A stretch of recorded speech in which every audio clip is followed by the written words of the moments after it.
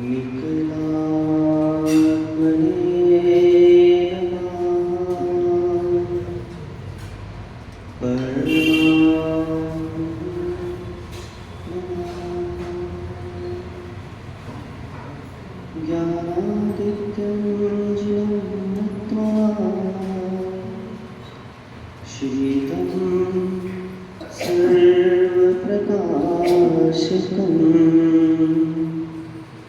भक्त्या शांति सुधर्मोचा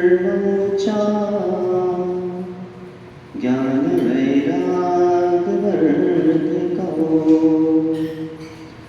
नमो अनंतारं नमो सिद्धारं नमो आर्याणं नमो अजायाणं नमो सर्वसारं अनंत परम सिद्ध भगवान की जय। 1008 भगवान आदिनाथ स्वामी की जय। अंतिम तीर्थेश भगवान वर्धमान स्वामी की जय। परम पूजनीय आचार्य भगवान 108 श्री कुंतु सागर जी मुनि महाराज की जय। परम पूजनीय आचार्य गुरुवर 108 श्री विशुद्ध सागर जी मुनि महाराज की जय। अहिंसा मय विश्व जैन धर्म की जय। मुनि आस्तिक सागर जी महाराज की जय। मुनि सागर जी महाराज की जय। सिद्धत्व स्वात्म साधना निर्ग्रंथता तत्व प्रतीति व शुद्ध आराधना। जिन जिन जीवों ने तत्व पंचत्व प्रवृत्ति कर ली वे सभी जीव पंचम गति के अन्वेषक बन पंचम गति को प्राप्त हो गए। पंचम गति की प्राप्ति विशुद्धि के अभाव में अभाव रूप है। विशुद्धि की प्राप्ति त्रिशुद्धि के अभाव में अभाव रूप है। इसलिए एक धर्मात्मा प्राणी मस्तिष्क में सूत्र स्थापित करके चलता है, पहले त्रिशुद्धि और फिर विशुद्धि।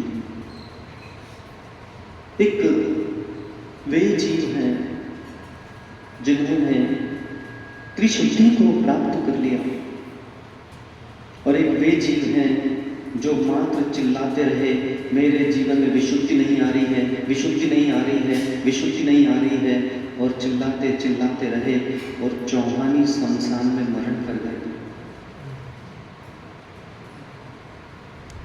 विशुद्धि का लक्ष्य रखना ही नहीं है, भ्रम में जीवन चल रहा है। लक्ष्य रखना है त्रिशुद्धि का, ना कि विशुद्धि का। आज यहां से एक जीव को रायपुर जाना है और रायपुर जाने का जबलपुर से लक्ष्य बनाया। मार्ग में जितने भी उसे पथिक दिखे खिड़की से बाहर निकल के पूछ रहा भैया रायपुर कब आएगा, भैया रायपुर कब आएगा, बार बार देख रहा। तो अंतिम लक्ष्य की संश्लिष्टता में बेचारे की दुर्घटना घट गई।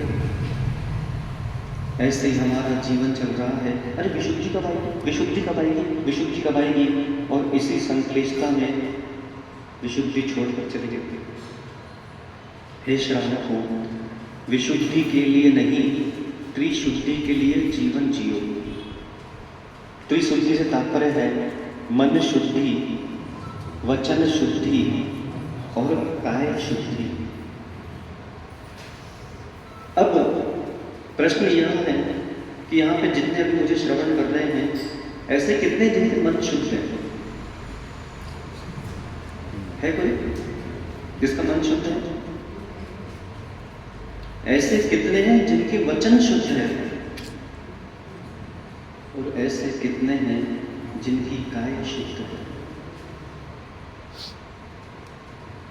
स्नान करके आना ये काय की शुद्धि है? काय की शुद्धि? अरे शरीर और काय पर्यायवाची है भैया। स्नान करके आना क्या ये शरीर की शुद्धि है?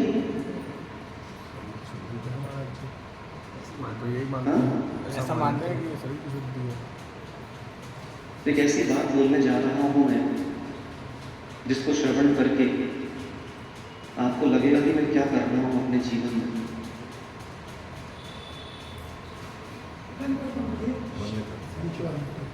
मतलब इतनी बड़ी विडंबना कि एक जीव सोचता है कि मैं काय को शुद्ध करके आया हूँ, चलो भगवान का अभिषेक कर लो, 3 लोक के नाथ की प्रतिमा का स्पर्श कर लो। एक ये सोच के आया, चलो ये शास्त्र का स्वाध्याय कर लो और 3 लोक की नाथ की जो दिव्य ध्वनि है लिखित, चलो उसको बांच लो। लेकिन बड़ा आश्चर्य होता है कि पुरीसालय समझते हैं क्या होता है? अतुल भाई, पुरीसालय क्या होता है? हाँ, पुरुषालय का मतलब पुरुष जहाँ हो वो पुरुषालय नहीं, पुरुषालय श्रवण कीजिए ध्यान से। पुरुषालय नहीं कहा जा रहा है, पुरीशालय कहा जा रहा है। श्रवण कीजिए, पुरीशालय, आलय अर्थात निवास स्थान, जिनालय, भोजन भोजनालय, शौचालय, गर्भालय, पुरीसालय। पुरीस मतलब होता है जहां से मल क्षेपण करते हैं, उसको पुरीस कहा जाता है। पुरीस मतलब मल, और जिस स्थान से मल क्षेपण हुआ उसको कहा जाता है पुरीसालय। बड़ी विडंबना है कि जिस हाथ से धोया उस हाथ को तो साबुन से धोकर आ गया, लेकिन जहां से मल क्षेपण किया उसकी शुद्धि कब की?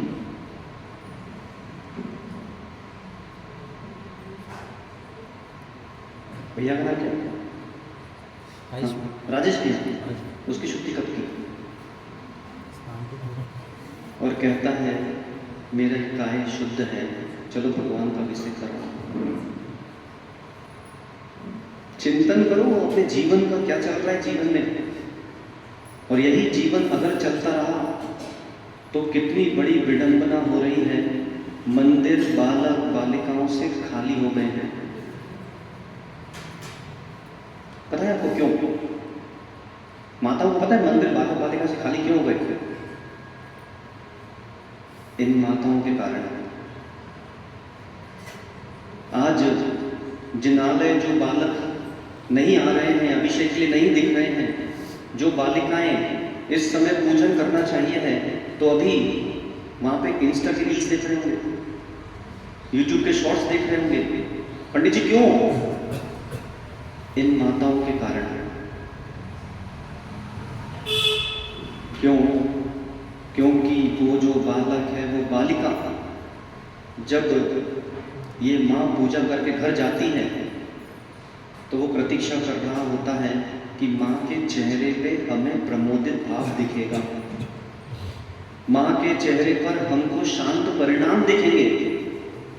और जैसे ही माँ घर पहुंची, उसने चिल्लाना चालू किया तो वो बालक बालिका का श्रद्धा बन जाती है कि ये माँ तो भगवान माँ को गुस्सा करना सिखाते हैं। बस अब वो मंदिर नहीं आएगा।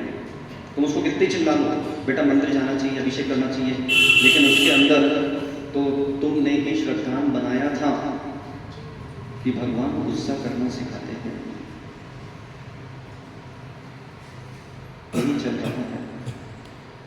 आज जितनी मुद्राएं जिनालय में बना रहे हैं, वो सारी मुद्राएं घर पे बनाना चाहिए। कितनी माताएं घर पे स्वाध्याय करती बताओ? देखो पंडित जी, कितने पुरुष घर पे स्वाध्याय करते बताओ?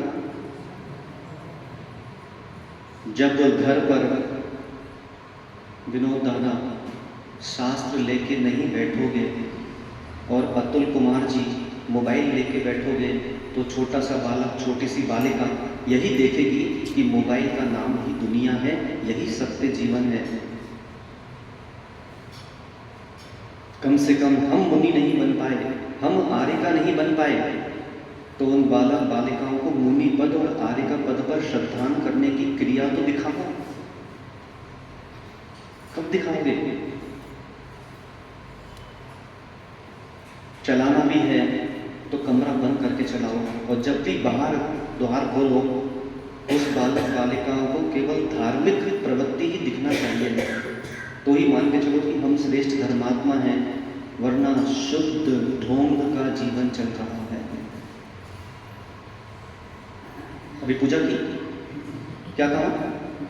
अष्टम वसुधा पाने को कर में ये 8 द्रव्य लिए। ऐसे कितने को अष्टम वसुधा की प्राप्ति करना है? अष्टम वसुधा का नाम है, क्या नाम है? 8वीं पृथ्वी का नाम क्या है? 8वीं पृथ्वी का नाम है कलकल। सुनो, वहां पे जो पूजन में शब्द आता है अष्टम वसुधा पाने के लिए, तो अष्टम वसुधा एक नहीं है, अष्टम वसुधा 2 है।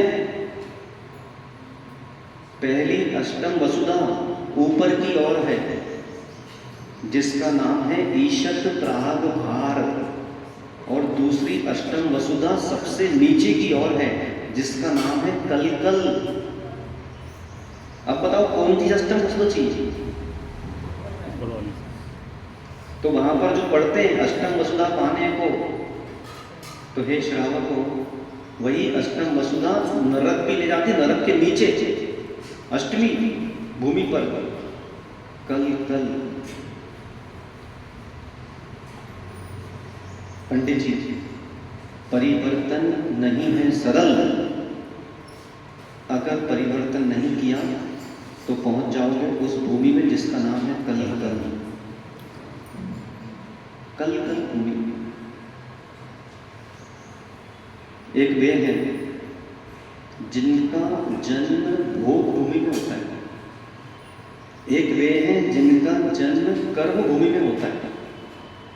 कर्म भूमि वाला जीव व्रती बनेगा कि भोग भूमि वाला जीव व्रती बनेगा? ऐसी प्रार्थना करते कि हे भगवान, एक माँ कहती है कि मुझे भोजन बनाना नहीं पड़े, एक वृक्ष मिल जाए और सामने खड़े हों, हाथ जोड़ूं कि हमको थलुआ बना दो, तो थलुए निकलना चालू है। टमाटर की चटनी आ जाए, मेथी की पूरी आ जाए। एक पुरुष ये चाहता है कि मेरे घर पे वृक्ष लगे, और जैसे ही धन की प्राप्ति करूं, वस्त्र की प्राप्ति करूं, तो वस्त्र धन आदि की मुझे प्राप्ति हो जाए। ये सब भोग भूमियां जीव के लक्षण हैं, क्योंकि वहां पर इसी तरह के वृक्ष होते हैं। किसी प्रकार का कोई भी कार्य नहीं करना पड़ता, जो याचना करते हैं वो सहज ही प्राप्ति हो जाती है। कितने प्रकार की भोग भूमि?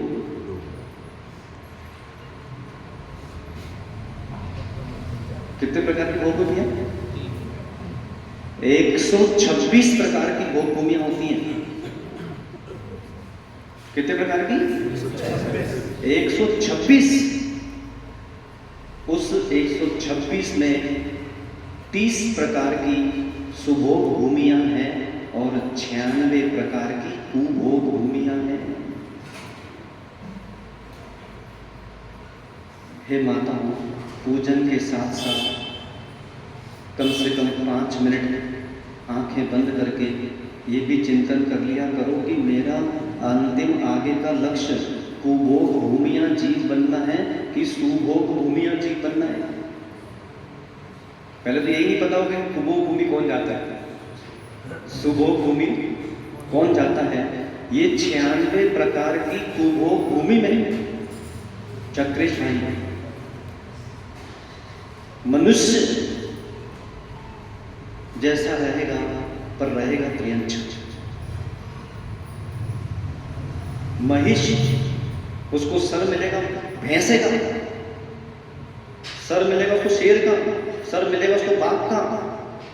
ऐसे कुभोग भूमियां जीव होते हैं। अच्छी भूमि पर क्या अच्छे बीज बोने से अच्छी फसल की प्राप्ति होगी? हाँ, होगी। खेत अच्छा होना चाहिए है, अच्छे बीज से प्रयोजन नहीं है, अच्छे बीज के साथ साथ अच्छी भूमि भी होना चाहिए।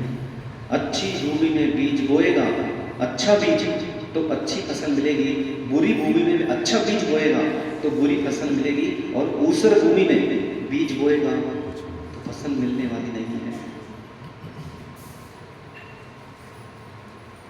भावत्रय फल प्रदर्शी कुंतु सागर जी महाराज श्री ने एक महान ग्रंथ लिखा जिसमें 3 भावों के फल की व्याख्या है। अशुभ भाव किया, कौन से फल को प्राप्त होगा? शुभ भाव किया, कौन से फल को प्राप्त होगा?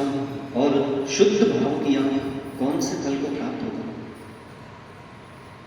44वें श्लोक में आचार्य भगवान इसी की व्याख्या कर रहे हैं कि ऐसा कौन सा जीव है जो कुभोग भूमि में जन्म लेता है, जिसका शरीर त्रियंच जैसा रहता है।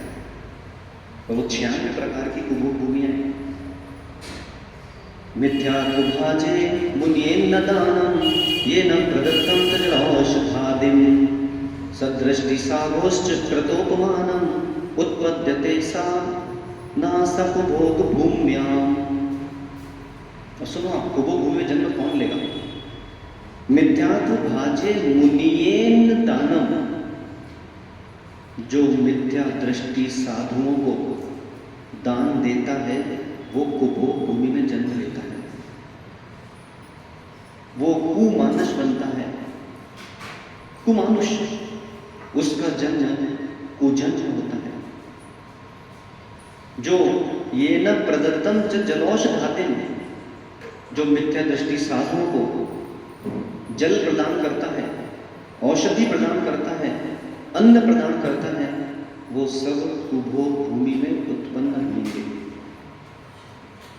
खुद निर्णय करो।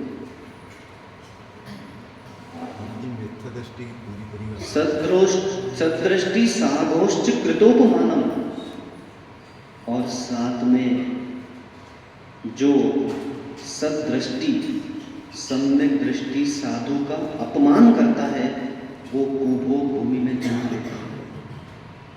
हे श्रावकों, अगर कुभोग भूमि में जन्म नहीं लेना है, त्रियंच जैसे शरीर को प्राप्त नहीं करना है, तो जीवन भर के लिए साधु निंदा का आज से त्याग कर दो। त्याग कर दो। कैसे भी साधु होंगे, कैसे भी माता जी होंगी, उनकी प्रवृत्ति वे जाने, लेकिन मैं उनकी निंदा करके कुभोग भूमियां जीव नहीं बनना चाहता हूं। चाहता हूं। एक सूत्र स्मरण कर लो, जो है सुलझे उनमें तुम क्यों उलझे? भगवान जी आज तीर्थंकर पदवी को प्राप्त हो गए, संसार का त्याग कर दिया, सुलझ गए। मुनि महाराज, माता जी अपने परिवार का त्याग करके मोक्ष मार्ग पर पदार्पण कर गए। तो जो है सुलझे उनमें तुम क्यों उलझे? चलो आज बताओ, आज कितने ऐसे श्रावक हैं, कितनी ऐसी माताएं हैं जो आज आदिनाथ भगवान के समक्ष ये प्रण कर रहे हैं कि दुनिया के कोई भी महाराज जी, कोई भी माता जी होंगी, हम उनके लिए किसी भी प्रकार का निंदक शब्दों का प्रयोग नहीं करेंगे। हाथ उठाओ। आज गड़ा आना हमारा सफल हुआ।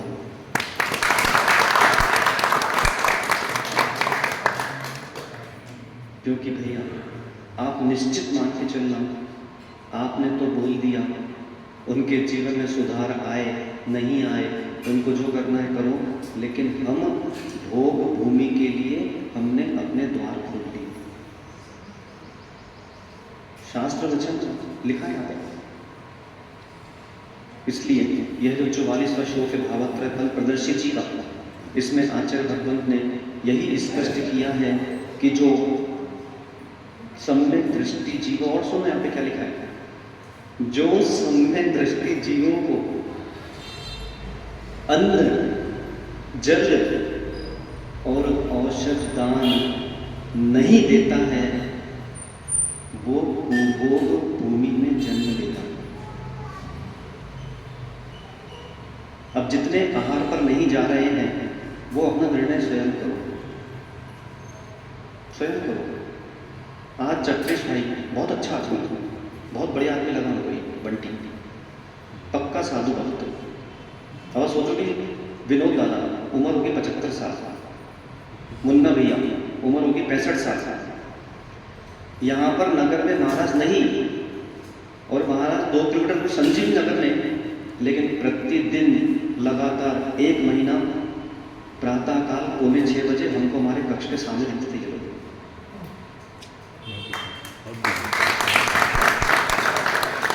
वर्तमान में, और सुधांशु नाम उसका क्या नाम? विद्यांशु भाई, एक 75 साल का बूढ़ा व्यक्ति सुबह 5:30 बजे उठकर महाराज के कमरे में आ रहा, और विद्यांशु जैसा 25 साल का युवा वहां पे पलंग पे लोटे लगा रहा, मयंक जैसे लोग लोट लग रहा है। एक सूत्र स्मरण कर लो, मयंक कुमार जी अपने वहां पे लिख लो ना कक्ष में, जो जल्दी नहीं उठता वो जल्दी उठ जाता है। माता तुम्हारे बालक बालिकाओं में सूत्र सुना ना घर जाके आज, जो जल्दी नहीं उठता वो जल्दी उठ जाता है, और जो जल्दी नहीं मानता वो जल्दी रुक जाता है। सोचो ऐसे ही लोगों से धर्म चल रहा है, ऐसे ही लोगों से मोक्ष मार्ग चल रहा है, बाकी तो सब अपनी दुनिया में केवल टाइम पास कर रहे हैं। अब देखो आज केवल चिंतन करना, अपने आपको चिंतन के विषय दे रहा हूं। आज पंडित जी ने बहुत अच्छी बात बोली, बोले महाराज जी दुनिया रूप की बात बताती है, आप उनको स्वरूप की बात बताते हैं। आज जैन धर्म के लिए हमारा वास्तविकता में क्या योगदान रहा, बोले क्या योगदान रहा? घर जाके चलते ना, दुकान पे बैठ के ग्राहक नहीं आए, मैंने जैन धर्म के लिए क्या किया? बस मंदिर आना जैन धर्म के लिए कुछ करना नहीं है, अपना व्यक्तिगत प्रलोभन है। क्यों? क्योंकि उसको डर है कि मैं पाप कर रहा हूं तो कहीं बहुत बड़ी घटना ना हो जाए, इसलिए चलो भगवान का अभिषेक कर लो, ताकि जब दुर्घटना घटे तो मात्र टांग टूटे, रोड पे मरे नहीं। यही सत्य है, यही सत्य है। आज दिगंबर जैन धर्म माताओं से प्रश्न कर रहा है, जिनने घंटों घंटों जो पूजन करते हैं और जो अभी माला फेर रहे हैं वो भी, मतलब पंडित जी मानना पड़ेगा, गढ़ा की माताओं में बहु प्रज्ञा है। क्योंकि हमने तो शास्त्र में पढ़ा था कि एक जीव का उपयोग एक बार में एक ही जगह लगता है, लेकिन गढ़ा की माताएं 3-3, 4-4 जगह उपयोग लगाती है। मानना पड़ेगा, इनको पद्मश्री अवार्ड देना पड़ेगा। मतलब क्या गजब की प्रज्ञा। उपदेश भी श्रवण कर रहे हैं, माला भी फेर रहे हैं, पूजन भी कर रहे हैं, और साथ में घर पर अभी जाकर क्या बनाना है उसका चिंतन भी कर रहे हैं। इसको बोलते हैं प्रज्ञा। हे माताओं, भगवान से प्रार्थना करेंगे कि ऐसी प्रज्ञा हमको भी प्राप्त हो, ताकि हम भी 4-4, 5-5 जगह उपयोग लगा सकते। आज दिगंबर जैन धर्म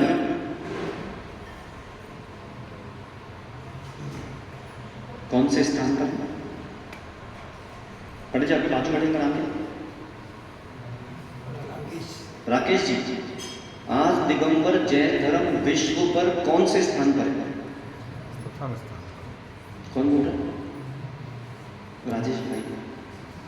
इस धर्म में कभी जीना नहीं है, वरना धर्म के लिए कुछ नहीं कर पाओगे। चक्रेश, तुम्हारे आगे बैठे भैया का नाम क्या है? दिनेश, विनय भैया। आज दिगंबर जैन धर्म विश्व स्तर पर कौन से स्थान में है? आपका धर्म, आपका जिस धर्म में आपने जन्म लिया।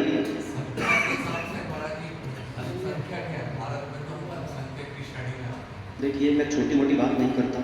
आप जानो भारत आपका होगा, लेकिन मैं तो विश्व की बात करता हूँ, क्योंकि मुझे जैन धर्म भारत में नहीं पहुँचाना है, मुझे तो विश्व में पहुँचाना है। आप जानो भारत की और गढ़ा की, जबलपुर की। मनीष, विश्व कौन से जैन धर्म विश्व स्तर पे कौन से नंबर पर है?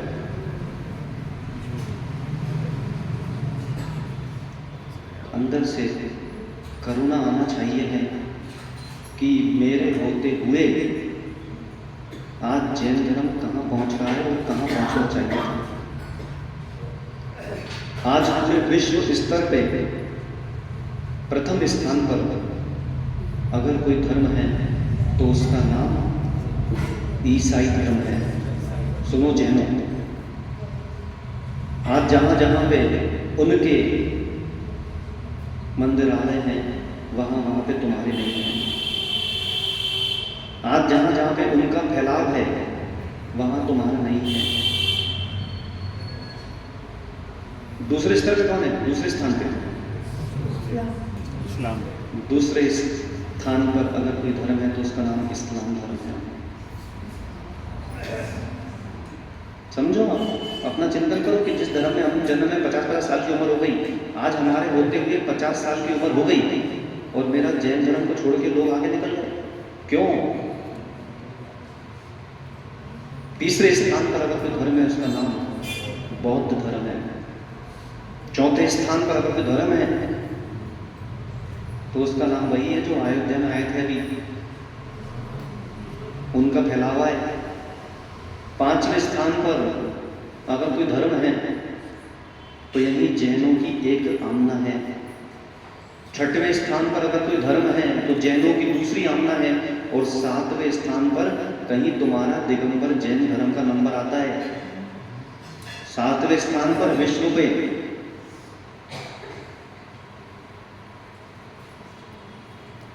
चिंतन करो। और जो अभी जैसा चल रहा है, चाहे समाजों में, चाहे धर्म को लेकर जो जीवों की प्रवृत्तियां चल रही हैं, ऐसे ही चलता रहा तो पंडित जी को दिन दूर नहीं, ये 7वां स्थान 17वां स्थान हो जाएगा।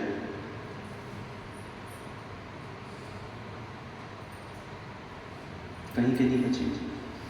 अब ये 7वें स्थान पर जैन धर्म क्यों पहुंचा, कहाँ कहाँ पे कौन सी त्रुटियां हुई है, इसका उद्घाटन मैं कल करता हूँ। आज आप सोच के आना, आप चिंतन करें, फिर कल मैं अपना चिंतन आपको अवश्य बताता हूँ। बस इतना कहना है, एक सूत्र स्मरण कर लो, ज़्यादा हो तो दीवालों पे बड़े बड़े अक्षरों में लिख भी दो। आपस में मत लड़ो, आपस में मिलकर लड़ो।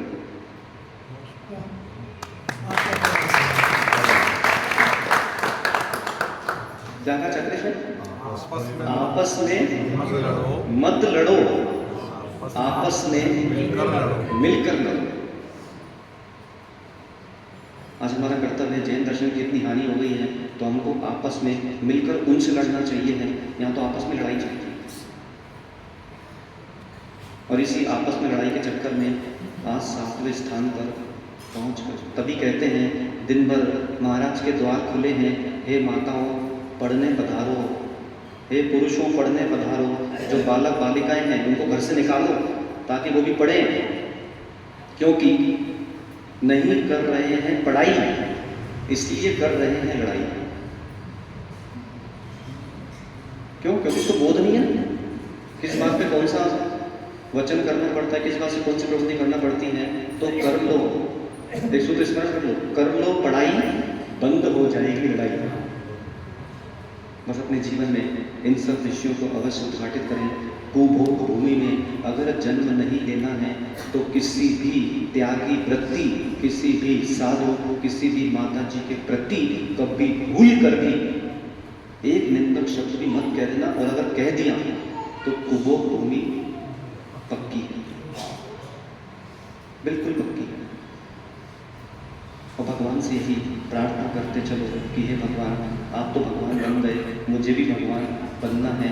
आपसे इतनी ही प्रार्थना करता कि हे भगवान, भगवान से भगवान को मिला दो ना और मुझे भी भगवान बना दो ना, वही वो संस्कार जहाँ नहीं हो बार बार। भगवान आदिनाथ स्वामी की जय।